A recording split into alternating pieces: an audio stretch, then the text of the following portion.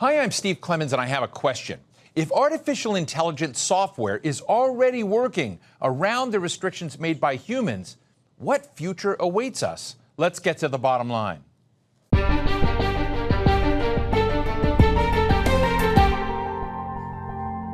Recently, a former employee of OpenAI may have said it best. Artificial intelligence is like, quote, picking a new species that's then going to outcompete us when it doesn't need us anymore. For years, cutting-edge researchers who see the latest AI software have been warning the rest of us that something very dangerous may be around the corner. More and more frequently, AI programs not connected to the internet have found their own ways to access the net and hack other companies without human permission or their knowledge. And that's happening as more people around the world are accepting their AI companions, chatting with their apps, and getting help on all of their daily personal and professional tasks. So should we be afraid? Or is it just the same human fear we face whenever new technology goes mainstream? Today, we're talking with Max Tegmark, professor at the Institute for Artificial Intelligence at MIT. He's founder of the Future of Life Institute and author of Life 3.0, Being Human in the Age of Artificial Intelligence. Max, it's a real pleasure to have you on today. And I want to give you an opportunity to share with our audience maybe a bit of what you see as the prospects for good, but what are the things that we're not aware of that we need to be because of the dangers to society from your perspective? Yeah, thanks. You know, almost every technology can be used for great things and bad things. You can use fire to make a delicious barbecue. You can use fire to burn down your neighbor's house. And Alan Turing, the godfather of computer science, pointed out already in 1951 that, you know, aside from all the cool stuff that AI could do for us, if we simply go ahead and build massive numbers of robots that are vastly smarter than all humans, you know, the default outcome is it's going to be the robots in charge, not us. And Elon Musk said almost the same thing on a stage just the other month here. And I don't think any powerful person on Earth is particularly excited about the idea of just handing over the keys to our planet to some potentially psychopathic alien robots. There's a very laissez-faire, almost libertarian approach to AI. But the way it gets couched here is a geostrategic race, that if we lose the AI race with China, we will somehow fall behind, not be able to control the norms, the rules, you know, the patterns, and we will become victims in the AI race. What are the strengths and blind spots of that argument? Yeah, I hear it all the time.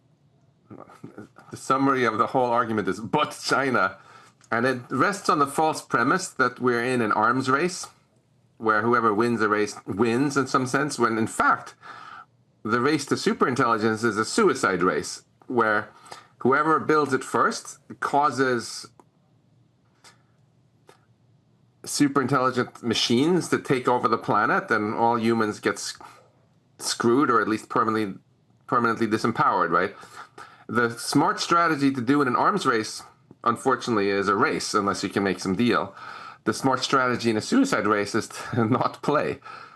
It's like in that old movie War Games, the only winning move is not to play.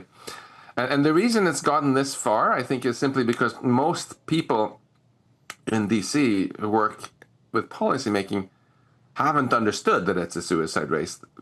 Most people I talk to are very well-meaning, but they don't even take seriously that it's possible to build superintelligence, something which one machine big machine can outsmart the whole species. The idea that you could have millions or billions of robots running around Earth that are not just more nimble and stronger and faster than us, but can outsmart us in every way, you know. Because as soon as you start taking seriously that you have these millions or billions of robots building new robot factories, making better robots, building more robot factories, it's pretty obvious to anyone that we're probably not going to be in charge for very long. And anyone who doubts that, just walk down to the nearest zoo and ask who's in the cages. Is it animals or humans? And then, of course, the obvious reason why it's not humans in the cages is because we're the smartest species. If you have two species want different things, it tends to be the smartest one that gets its way. But we've also seen Arnold Schwarzenegger in Terminator and Skynet and others. Have we built our nightmare? We are in the process of building our nightmare, I would say. But I'm hopeful that we're going to change course, because there's been a huge awakening in the U.S. quite recently. To come back to the movie War Games,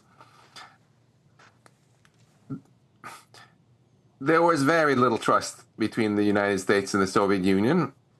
But once both countries realized that actually launching nukes at the other country was a suicide, they had a shared incentive for that not to happen. And here we are. There's still never been a global nuclear war. Still been no nuclear winter. And that's very encouraging here, because as soon as it starts becoming more clear to leaders in China and the US that we have no idea how to control the superintelligence that the companies are racing to build, neither side is going to let their companies do it. Xi Jinping and the Chinese Communist Party obviously like to be in control, and they're obviously not going to tolerate one of their own companies building something that could overthrow the Communist Party. So we don't even have to worry about that. We just have to worry that they don't get it, that they don't understand that it can't be controlled. And same thing here.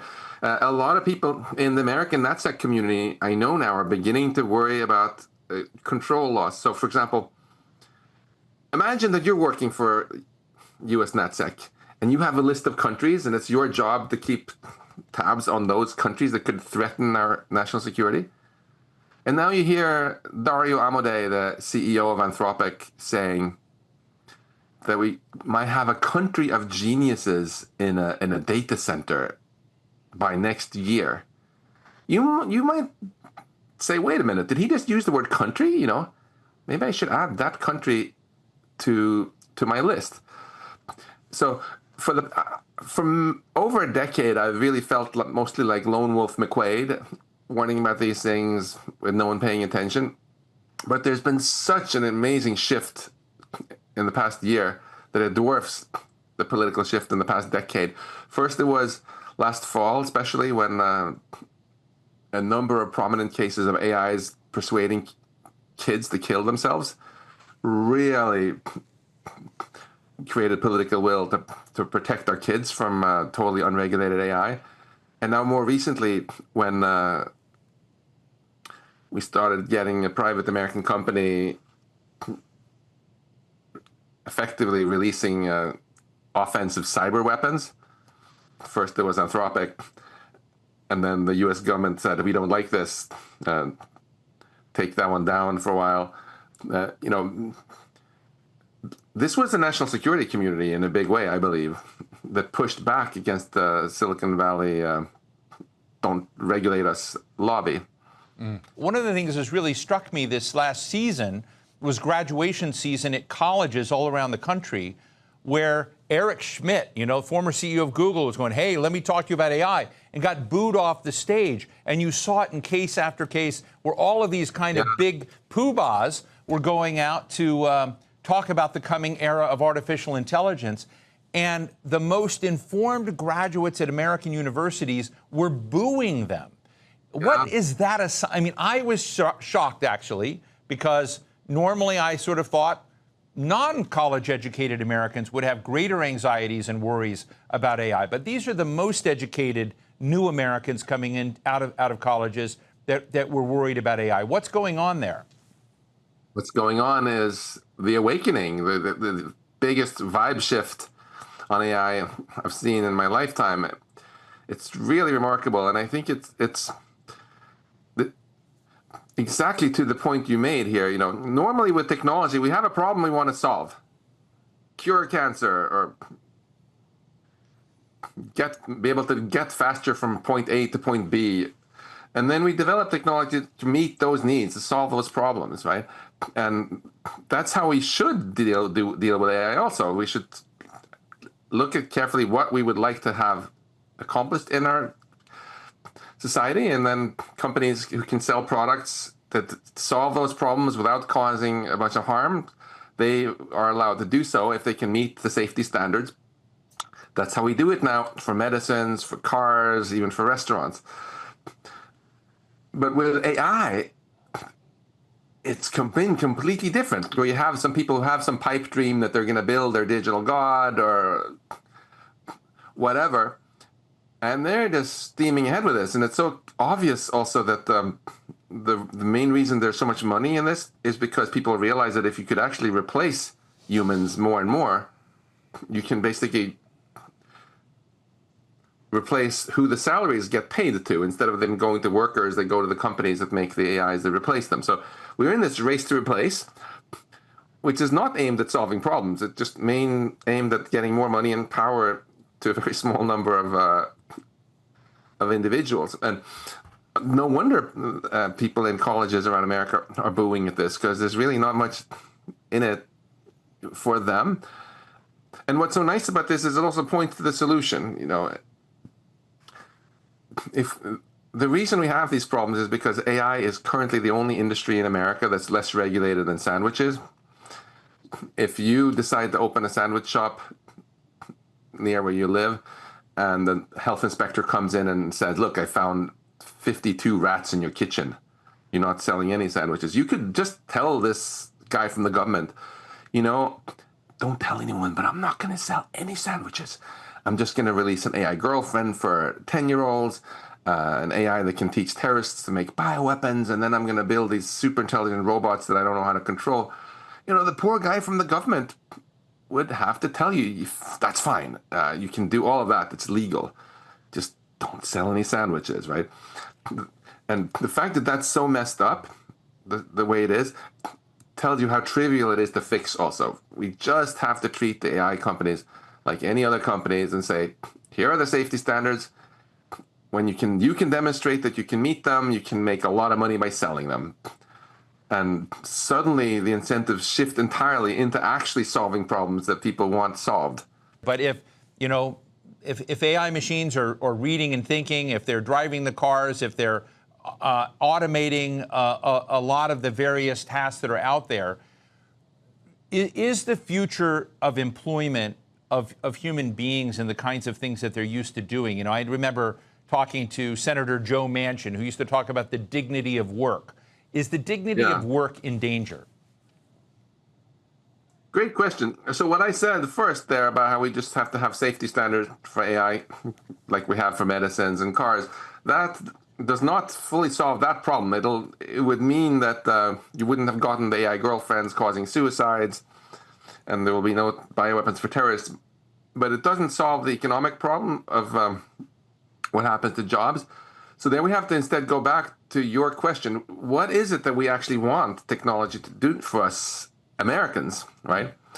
And if the conclusion is that we actually want technology so that we can live happier and more fulfilling lives, this national conversation might conclude that actually, even though we could replace human kindergarten teachers by robot kindergarten teachers and human parenting by just having our kids entirely raised by robots and save $100 in the process, you know, we don't want that, because that's going to make us less happy rather than more happy, even if some company makes some profit on the side, right? So we might then instead choose to have a society where the government collects enough taxes from AI companies that it can afford to subsidize kindergarten teachers and nurses and other caregivers and all sorts of other jobs that actually give people meaning and fulfillment, right? This is a choice we have, and I think this is the choice that American society would make if people actually got to vote on it, because don't we all want fulfilling and meaningful lives for our kids? One of the questions I have is, I don't know where to go, because I see two sides of it. You know, you kind of hang out with this sort of tech crowd, Silicon Valley, and you hear about these transhumanists, people who say, you know what, people are sort of in the way. So is there another movement out there from what I would call surprising corners of American politics that may undo the kind of determinist AI movement that we seem to be caught in right now? Oh, absolutely. Absolutely. You know, to me, one of the greatest things about the American spirit is this idea that we're the captains of our own ship, and we envision an inspiring future and steer towards it, right? The opposite to that, the most unambitious you can possibly be, is just this fatalism and say, oh, the future is already determined, and it's just going to happen. And the future is not at all determined. When you have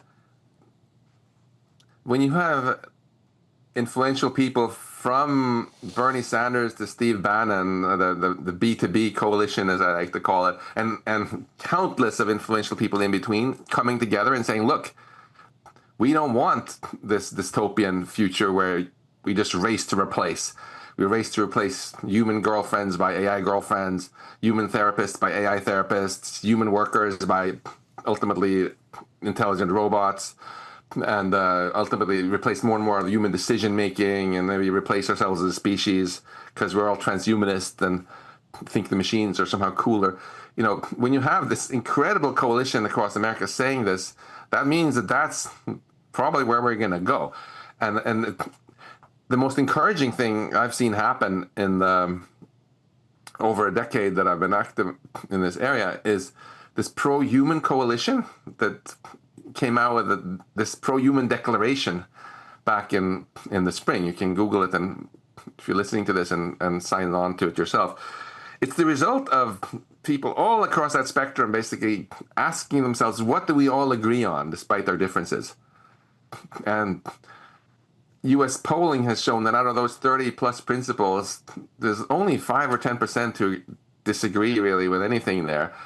It's stuff, no-brainer stuff, like humans should always remain in charge, that we need to preserve our dignity, and a lot of other things. And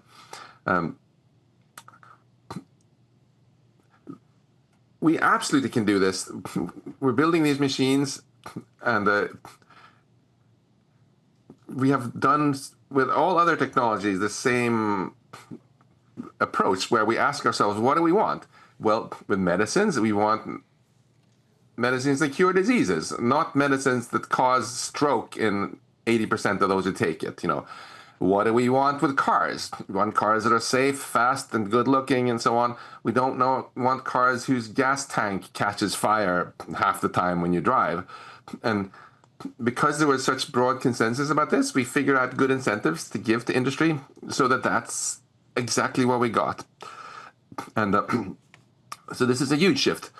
I think the reason that we've seen such a rapid shift, even from the White House recently, is because we've had these wake-up calls. Last year, it was child suicides and AI psychosis. In the last few months, it's AI developing offensive cyber weapons.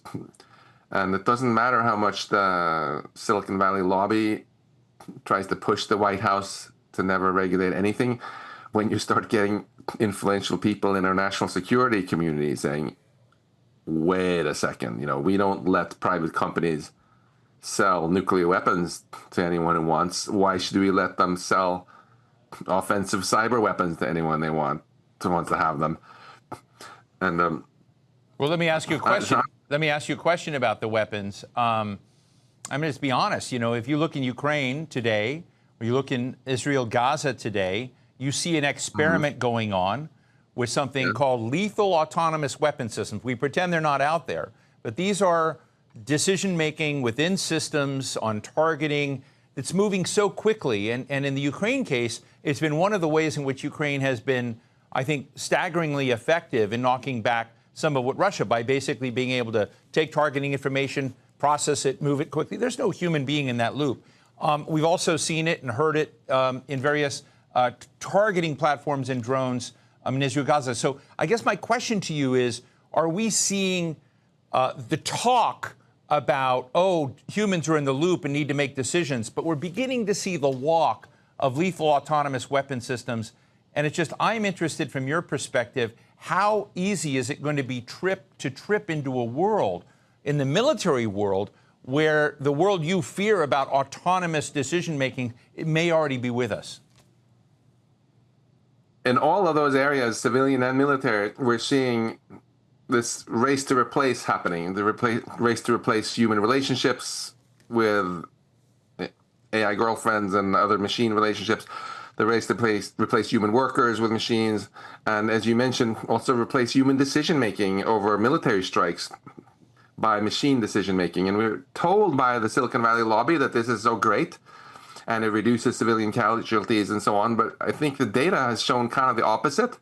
There was a lot of AI used in Gaza by Israel, and it's been incredibly bloody. They talk about precision strikes, and yet more than half of the buildings have blown up. What's the precision there, right? And look at the U.S. use of AI in the Iran war. You could argue that the single biggest failure of the U.S. campaign that permanently ruined the whole hope of regime change in Iran was on day one blowing up a girls' school, killing well over 100 people, mostly little schoolgirls, right? Is there anything else that did more to get Iranians to rally around their otherwise kind of unpopular government than our use of AI? And we've heard how, from Washington Post reporting, it was probably Anthropic's AI system that selected that target or recommended it. And then you had probably some humans who were forced to click yes, yes, yes, no on like 1,000 targets in a short time who succumbed to automation bias. So I think don't believe the marketing pitch you're told about how this is all supposed to be so militarily great. Is AI making us smarter and extending our capacity, or is it actually making us dumber? It could do either. I obviously use a lot of AI. Actually, I spent the weekend using AI to come back and make another attack on this physics problem I've been obsessed about for 20 years now, and I made huge progress thanks to AI. Just a personal note, AI can make things so much better for us humans and so much worse. Let me compare this with driving. Having a car, you can do so many cool things, but you probably want to have brakes in your car, even if you like to drive fast, just in case you, for some reason, want to slow down all of a sudden, right?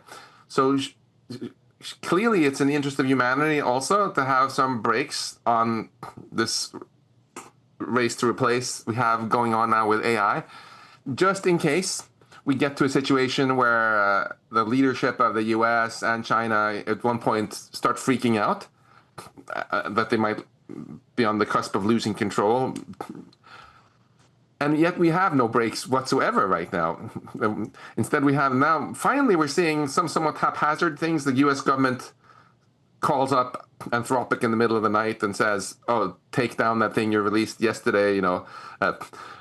It's going to be much better even for the companies to have some predictability here where they know what the rules are and they can plan around that. And there should clearly be emergency response systems so that if something starts to go really wrong and the US government wants to turn off a data center because it's been taken over by crazy hacking tools or whatever, they can. So there are some very easy steps we can take immediately to put humans more in charge of machines again. And I believe this is actually going to happen. Well, we'll have to leave it there. Fascinating discussion. MIT professor Max Tegmark, founder of the Future of Life Institute, thank you so much for sharing your views with us today. Thank you so much. So what's the bottom line? AI is here, whether you use it or not, and whether you like it or not. It's like a silent tsunami that's enveloping everything, modifying behaviors, interactions, creating opportunities, but shutting down others. It's just like all the massive new infrastructure investments throughout modern history, from railroads to highways to cables to wireless telecommunications. The real question isn't whether AI is good or not, but how to surf the first huge wave of the flood. Bigger issues like keeping AI from undermining societies might come later. Yes, humans have hatched new technological powers that can end humanity, including nuclear weapons. Yes, it's scary that AI systems could basically decide that people are the problem. Still, humans by nature are always optimistic and enthusiastic for the future. Many of us use AI models and platforms every day, but I have no illusions about the dangers that lurk in AI land, and neither should you. And that's the bottom line.